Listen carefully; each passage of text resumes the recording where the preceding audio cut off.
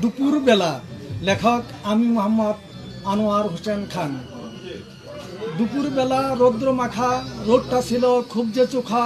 দুপুরবেলা রোদ কাঠ ফাটা, সেই দুপুরবেলা ছেলেরা সব করছে খেলা, ছিল না তাদের বুট।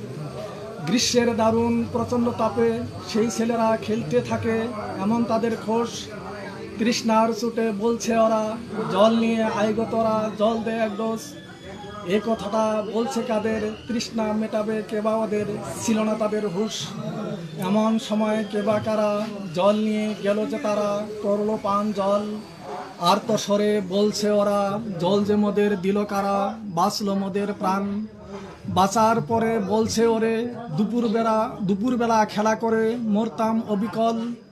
নইলে মরা পটল তুলি, দেখিনো নাই আখি খুলি, এই দেহকল।